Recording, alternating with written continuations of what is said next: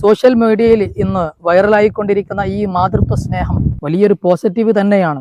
ഇത് എല്ലാ രക്ഷിതാക്കൾക്കും സ്വന്തം മക്കളോടുണ്ടാകും. എന്നാൽ ആ ഒരു സ്നേഹം മതിയോ നമുക്ക്? നമ്മുടെ ശരീരത്തെക്കാളും നമ്മൾ കുട്ടികളെ പ്രൊട്ടക്ഷൻ നൽകുന്നുവെങ്കിൽ അതിനേക്കാൾ വലിയ സംരക്ഷണം അവരെ നല്ല വഴികളിലേക്ക് കൊണ്ടുവരിക എന്നതാണ്. നമ്മൾ നൽകിയ പ്രൊട്ടക്ഷനും നമ്മൾ നൽകിയ അറിവുകളും ആത്മീയമായ ചുറ്റുവട്ടങ്ങളിൽ ജീവിച്ചിരിക്കുന്ന കാലത്തോളം എന്നൊന്നും അവർ നമ്മെ ഓർക്കുകയും അവർ നല്ലൊരു രീതിയിലേക്ക് അവരുടെ ജീവിതത്തെ കൊണ്ടുപോകാനും അവർക്ക് സാധിക്കും. അതാണ് മാതൃത്വ സ്നേഹത്തിൻ്റെ ഏറ്റവും ഒരു ഉദാഹരണമായി നമ്മൾ മനസ്സിലാക്കേണ്ടത്. ഈ തള്ളക്കോയി അതിൻ്റെ കുഞ്ഞുമക്കളെ എത്രത്തോളം സ്നേഹത്തോടെ പ്രൊട്ടക്ഷനോടെ വളർത്തുന്നു. വിവേകവും ബുദ്ധിയും ഇല്ലാത്ത ജീവിയാണത്. എന്നാൽ അതിൻ്റെ കാരുണ്യം അതിൻ്റെ മക്കളോടത് കാണിക്കുന്നുണ്ട്. എന്നാൽ വിവേകവും ബുദ്ധിയും മനസ്സിലാക്കാനുള്ള എല്ലാ പക്വതയും ലഭിച്ച രക്ഷിതാക്കൾ സ്വന്തം മക്കളുടെ കാര്യത്തിൽ എത്രത്തോളം ശ്രദ്ധ ചെലുത്തുന്നുണ്ട് എന്ന് നമ്മൾ ചിന്തിക്കേണ്ടതുണ്ട്. നമ്മളൊക്കെ മനസ്സിലാക്കി വച്ചിരിക്കുന്നത് കുട്ടികളുടെ സ്വാതന്ത്ര്യം, ഈ സ്വാതന്ത്ര്യത്തിലേക്ക് അവരെ അഴിച്ചുവിടുക എന്നത് നമ്മൾ ഒരിക്കലും സ്നേഹത്തിൽ ഉൾപ്പെടുത്താൻ പാടില്ല.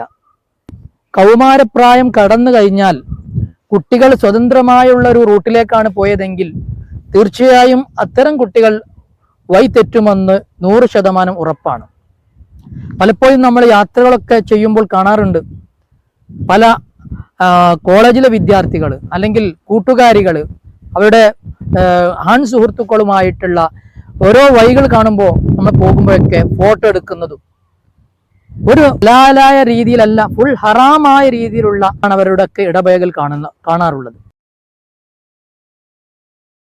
ഈ ഇവരുടെ രക്ഷിതാക്കൾക്കൊന്നും ആത്മീയമായിട്ടുള്ള ഒരു അറിവും ലഭിച്ചിട്ടില്ലേ എന്ന സങ്കടത്തോടെ ഞാൻ മനസ്സിലാക്കാറുണ്ട്. ഇത്തരം കുട്ടികളാണ് ഭാവിയിൽ നമ്മെ കൊല്ലുന്നവരും അല്ലെങ്കിൽ ആക്രമിക്കുന്നവരും ആയി മാറുന്നത്. നമ്മൾ ഈ പ്രായത്തിൽ, കൗമാരപ്രായത്തിന് മുമ്പ് തന്നെ കുട്ടികളെ വളരെയധികം സൂക്ഷ്മതയോടെ നമുക്ക് അവർക്ക് നൽകേണ്ട ബാലപാഠങ്ങൾ നൽകാതിരുന്നാൽ തീർച്ചയായും അവർ നമ്മുടെ നെഞ്ചത്തിലേക്ക് ചവിട്ടുന്ന കാലം വരും. മനസ്സിലാക്കേണ്ടത് സ്നേഹമെന്ന് പറയുന്നത് അവർ ഉദ്ദേശിക്കുന്ന രീതിയിലേക്ക് അവരെ പറഞ്ഞയക്കുക എന്നതല്ല. ഒരു കെട്ട് അയഞ്ഞ അല്ലെങ്കിൽ കയറിറ്റ് പോയ ഒരു പട്ടം പോലെയാണ് ഇന്നത്തെ മക്കളെ കാണുന്നത്. എവിടെയും എത്താം എന്ന ചിന്തയിലാണ്. എന്നാൽ അവിടെയെല്ലാം പ്രൊട്ടക്ഷനായി സ്വന്തം ഉമ്മ അല്ലെങ്കിൽ പിതാവിന് സ്വന്തം കുട്ടികളുടെ കാര്യത്തിൽ ശ്രദ്ധയുണ്ടെങ്കിൽ ആ കുട്ടികളെ പൂർണ്ണമായും ഇസ്ലാമികമായ ചുറ്റുപാടിലൂടെ ആത്മീയമായ അറിവുകൾ നൽകി നല്ല രീതിയിൽ വളർത്താൻ അവർക്ക് സാധിക്കണം. അല്ലാതെ എല്ലാ കുട്ടികളും ഇപ്പോൾ ഇന്നത്തെ കാലമല്ലേ, കാലത്തിനനുസരിച്ച് വളരണമല്ലോ.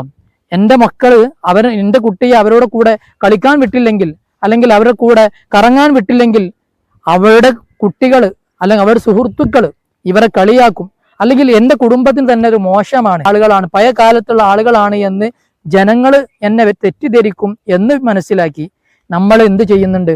കുട്ടികളെ ഇപ്പോഴത്തെ ട്രെൻഡിനനുസരിച്ച് പറഞ്ഞയക്കാം എന്നൊക്കെയാണ് ഇന്നത്തെ രക്ഷിതാക്കൾ ചിന്തിക്കുന്നത്.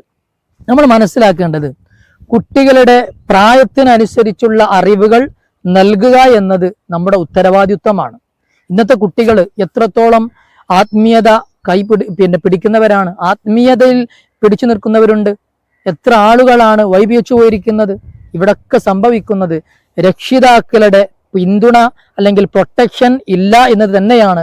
പ്രവാചകർ സല്ലല്ലാഹു അലൈഹി വസല്ലമ തങ്ങൾ പറയുന്നുണ്ട്, മഹ്ശറയിൽ വെച്ചിട്ട് കുഞ്ഞുമക്കള് അവിടെ നമ്മൾ ചെറുപ്രായത്തിൽ വളർത്തിയ കുട്ടികളൊക്കെ കൗമാരപ്രായം കഴിഞ്ഞ് കുറ്റങ്ങളൊക്കെ ചെയ്തു കഴിഞ്ഞാൽ മഹ്ശറയിൽ എത്തുമ്പോൾ അവരോട് പടച്ചറബ് ചോദിക്കും, നിന്റെ മാതാവ് അല്ലെങ്കിൽ നിന്റെ രക്ഷിതാവ് ഒന്നും നിന്നെ ശ്രദ്ധിച്ചിട്ടില്ലായിരുന്നോ എന്നൊക്കെ പറയുമ്പോൾ വഴികേടിലായതിൻ്റെ കാരണം കുട്ടികൾ തന്നെ പറയാണ്, ഞാൻ വഴികേടിലാകുന്ന സമയത്ത്, ഞാൻ തെറ്റിദ്ധരിച്ചു പോകുന്ന സമയത്ത് എനിക്ക് അറിവുകൾ പറഞ്ഞു തരാൻ, എനിക്ക് നല്ലത് പറഞ്ഞു തരാൻ എൻ്റെ ഉമ്മ എന്നെ അത്തരത്തിലുള്ള വിഷയങ്ങളിലേക്ക് എന്നെ ശ്രദ്ധ കൊണ്ടുപോയിട്ടില്ല, എന്നെ ഉപദേശിച്ചിട്ടില്ല.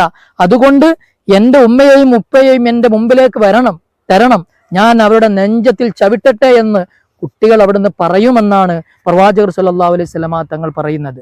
നമ്മളൊക്കെ ദുനിയാവിൻ്റെ അഡിക്റ്റുകളായി ദുനിയാവിൽ എങ്ങനെയെങ്കിലും കാട്ടിക്കൂട്ടാമെന്ന ചിന്തയാണെങ്കിൽ പാരത്രിക ലോകം അള്ളാഹു എന്തിനാണ് പഠിച്ചിട്ടുള്ളത്? എല്ലാം ഇവിടെയാണ്, സ്വർഗം ഇവിടെയാണെന്ന് വിശ്വസിക്കുന്ന ചില തെറ്റിദ്ധരിക്കുന്ന ആളുകളുണ്ട്. എന്നാൽ പടച്ചറബ് സ്വർഗലോകം, യഥാർത്ഥത്തിലുള്ള സ്വർഗലോകം എന്തിനു പണിയതാണ്? നമുക്ക് ഈ ദുനിയാവ് മാത്രം അടിച്ചു പൊളിക്കാനാണെങ്കിൽ സ്വർഗീയ സുഖങ്ങൾ ആർക്കുള്ളതാണ്? പ്രവാചകർ സല്ലല്ലാഹു അലൈഹി വസല്ലമ തങ്ങൾ വളരെയധികം ഗൗരവത്തോടെ പറഞ്ഞ വിഷയമാണ്.